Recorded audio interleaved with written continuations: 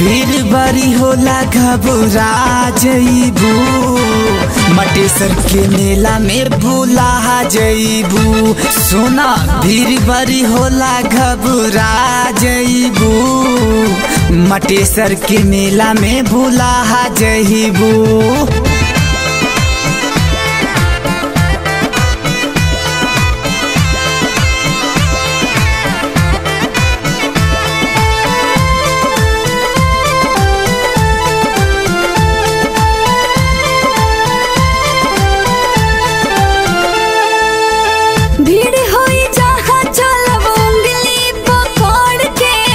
देखी त का कही लोग गाँव भर के,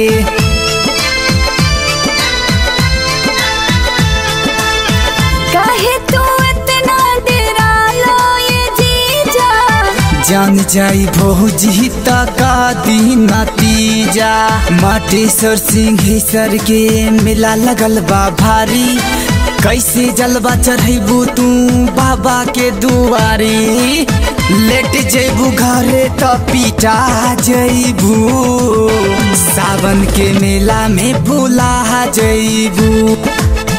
भीड़ बड़ी होला घबरा जइबू, सिंहेश्वर के मेला में भूला जइबू।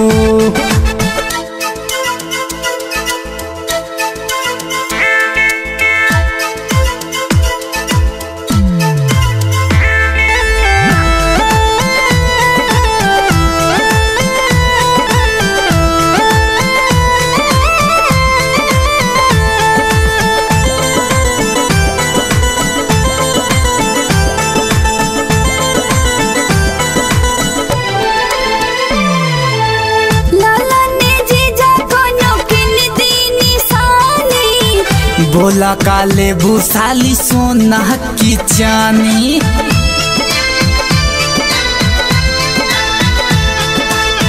गहना ना गुड़िया ना सूट सलवार हो, सेनुरा से मंगिया सजा देव तोहार हो। बाबा मटेश्वर से विनती करी हा पूरा होई ललसा, अगला साल साथे आइब पूरा होई मनसा। ढोलन के पिया बना जई तू, डोली पर चढ़ के घरे आ जई तू। भीड़ बड़ी होला घबरा जइबू, सिंहेश्वर के मेला में भूला जइबू। सुना ये जीजक भाई हमके दा कांवर के नाई, संगी भोरे के जलवा साथे बोलबम बोलल जाई। सुना ये जीजक भाई हमके दा कांवर के नाई, संगी भोरे के जलवा साथे बोलबम बोलल जाई। भीड़ बड़ी होला घबरा जइबू, मटेश्वर के मेला में भूला जइबू। सुना भीड़ बड़ी होला घबरा जइबू, मटेश्वर के मेला में भूला जइबू।